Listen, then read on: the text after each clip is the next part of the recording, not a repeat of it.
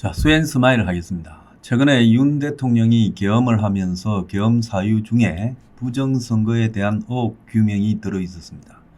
한국의 언론들은 다 달라붙어서요, 대통령이 극우 유튜버의 논리에 매몰되어서 부정선거를 사실로 믿고 계엄이라는 그런 엄청난 일을 저질렀다, 이렇게 대체로 비판하고 있어요. 또 모든 언론들이 나서서 극우 유튜버와 보수 강경층에서 유행하고 있는 부정선거 논리에 대해서 매도식의 비판을 하고 있습니다.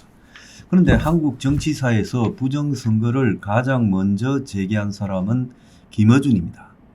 보수의 부정선거 주장은 2020년 문재인 때 코로나 핑계로 돈을 살포하면서 또 미국에 이 코로나 관련 비품을 수출하게 됐다고, 그것도 선거 전날 해대면서 트럼프와 전화하고, 그러면서 도저히 문이 이길 것 같지 않던 선거를 대승을 하니까 보수에서 그 선거 결과에 대해서 믿지 못하고 부정선거 논란이 확산되었습니다. 그때 이후부터 이제 보수에서는 부정선거를 믿는 사람들이 강경보수층을 중심으로 확산되었고, 또 이번에 2024년 총선의 결과, 또 지난번에 0.72% 차이로 갈린 2022년 대선 결과, 이런 부분에 대해서 부정선거에 대한 확신이 점점 자리를 잡았고, 특히 지난 22년 대선 때 코로나 때 진행된 이 선거에서 선관위가 굉장히 어설프게 선거 관리를 하면서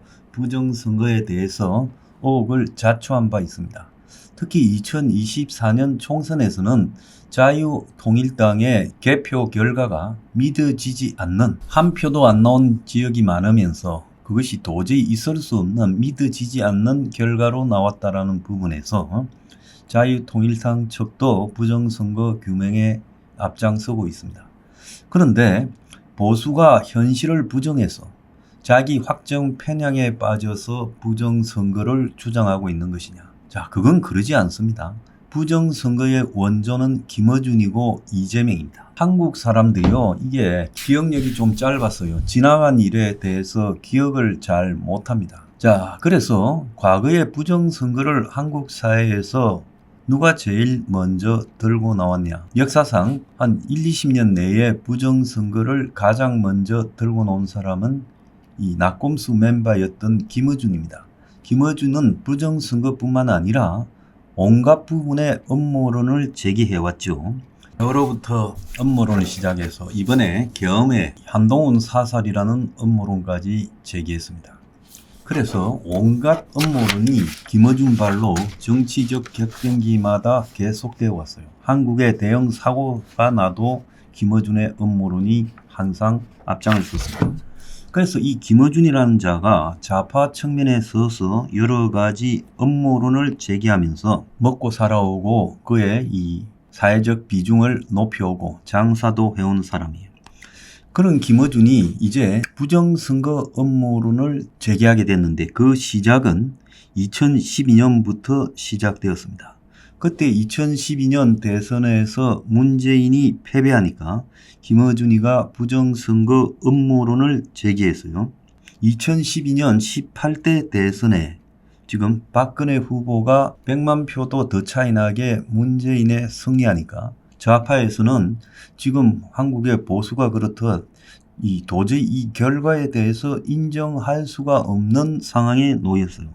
그때 김어준이가 개표 부정이 있었다고 음모론을 시작했습니다. 의혹의 골자는 투표지 분리기가 분류를 못해서 수개표 한 표 중 박근혜의 표가 문재인의 표보다 1.5배나 많았다, 이른바 K값 의혹이라는 것을 제기했어요. 자, 이 음모론은 모든 유권자가 동일하다는 가정에서 시작해서, 자, 미분류표 득표 비율도 1대1이 나와야 된다. 이게 틀린 거죠. 자, 미분류된 득표 비율이 1대1이 나올 리가 있습니까? 그래서 이 음모론은 문재인 후보 지지층은 젊은 사람이고 박근혜 후보 지지층은 고령화되었다라는 점을 간과하면서 고령층 유권자가 노안 손떨림으로 미분류표가 상대적으로 많이 발생할 수 있는데도 이런 주장을 했습니다. 그래서 극우 유튜버들이 2020년 4.15 총선에서 주장하기 시작한 사전투표 조작 의혹도 모든 유권자가 동일하다는 가정에서 출발했어요. 그래서 더불어민주당 지지자들이 사전투표에 적극적인 모습을 보였고, 미래통합당 지지자들은 사전투표에 소극적인 모습을 보였어요. 그런데 이런 것들을 다 뺀 채 단순한 이런 주장을 하는데 좌파 진영은 비교적 빨리 정리를 했어요. 그래서 민주당이 시연도 하면서 현재의 투개표 시스템에서 조작은 원천 불가능하다는 걸 빨리 파악했고, 우파 진영은 상대적으로 좀 서툴러서 이런 부분에 대해서 정리를 아직 못한 것이다 라고 이야기하는 사람도 있습니다. 그런데 문제는 좌파 진영이라는 게 수많은 음모론으로 영화도 만들고 논문도 쓰면서 이걸 그럴싸하게 입증해 왔는데, 이 우파 진영은 이런 것들을 그럴싸하게 만들지 못하고 투박하고 좀 거칠다라는 차이만 있지, 이 부분에 있어서 원조는 김어준이다. 그래서 김어준이 근래 들어 한국에서 가장 먼저 자동 개표기에 이 태클을 걸고, 그리고 허접한 통계 자료를 들고 와서 음모론을 폈지요. 그래서 김어준은 이것과 관련해서 2017년에 더 플랜이라는 영화까지 만들었어요. 2012년 대선에서 부정선거가 있었다고 계속 이야기했어요. 그런데 이런 김어준의 주장이 사회적으로 엄청난 혼란과 불필요한 비용을 야기시켰는데도 김어준은 나중에 그 부분에 대해서 자신이 없자 아니면 말고 식으로 얼렁뚱땅 넘어갔습니다. 그래서 그는 자신의 그 미분류표 비율이 K값이라는 게 1.5가 나오는 것이 불가능하기 때문에 부정선거라고 이야기하면서 완전 수개표를 주장했어요. 그래서 자신들이, 이 대중들이 뭔 말인지 쉽게 알기 어려운 이 부정선거론을 제시한 다음에 그걸 갖다가 이제 점점 확산시키면서 영화로 만들기까지 했어요. 그런데 19대 대선에서 K값이 1.6이 나오면서, 그러면 문재인 당선이 부정선거거나 아니면 김어준이가 주장한 것이 틀린 것이거나 이렇게 되면서 모순에 빠지면서 허지부지 지금 슬그머니 들어갔었습니다. 그런데 이 이야기를 김어준만 주장한 게 아니라 이재명이도 주장했어요. 자, 이재명이는 성남시장을 하던 지난 2017년에 지난 대선은 부정선거라고 주장했어요. 그때 2017년 1월 7일요. 이재명이가 지난 대선은 전대미문의 부정선거다. 투표소 수개표로 개표 부정을 방지해야 된다고 김어준과 똑같은 소리를 뒤늦게 했어요. 그러면서 18대 대선이 3.15 부정선거를 능가하는 부정선거다. 국가기관이 대대적으로 선거에 개입해서 개표 부정까지 저질렀다. 그래서 많은 국민이 전산 개표 부정 의심을 하고 있고 그 의심을 정당화할 근거들이 드러나고 있다.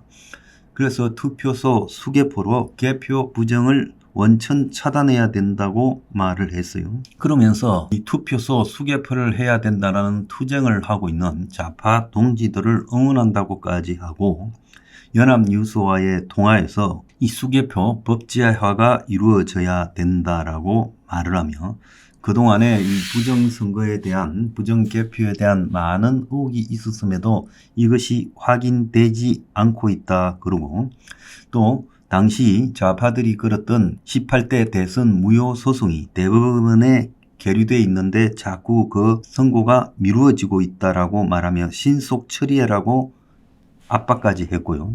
대선 불복 프레임을 세워서 검증조차 못하게 만들었던 이 부정부패 보수 세력의 이런 의도를 깨버려야 된다고 하면서 부정선거 의혹을 제기했다가 망한 의원들에게 지금 정치적 사면이 필요하다, 이렇게까지 주장하고 있어요. 그래서 여기서 지금 좌파 매체뿐만 아니라 보수 언론까지 나서서 부정선거를 주장하는 윤 대통령이나 보수 강경 세력들을 비판하고 있는 부분에 대해서 적어도 비판하려면 김어준과 이재명이 부정선거 의혹에 스타트를 당긴 사람들이라는 것까지 이야기하면서 좌우에서 부정선거 논란이 많다라고 이렇게 균형 잡힌 보도를 해야죠. 비판하려면 김어준, 이재명도 비판하고 윤석열과 광화문 세력도 비판해야죠. 안 그렇습니까? 안 그러면 비판을 하지 말든지. 그런데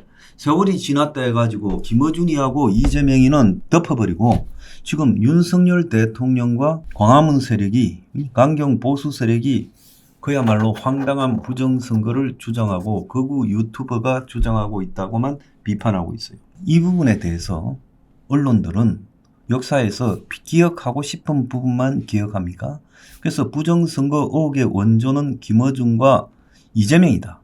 이 부분을 명확하게 우리가 해야 됩니다. 그래서 적어도 이번에 부정선거 의혹을 제기하는 부분에 대해서는 언론들이 좌우에서 부정선거 의혹이 제기되었으니까 선관위의 말만 믿을 게 아니라 한번 시스템을 전부 여야 공통으로 점검해보자, 뭐 이런 주장을 해야 되지 않겠습니까? 그야말로 좌파들의 입맛에 따라서 음모론도 매우 편파적으로 비판하고 있습니다.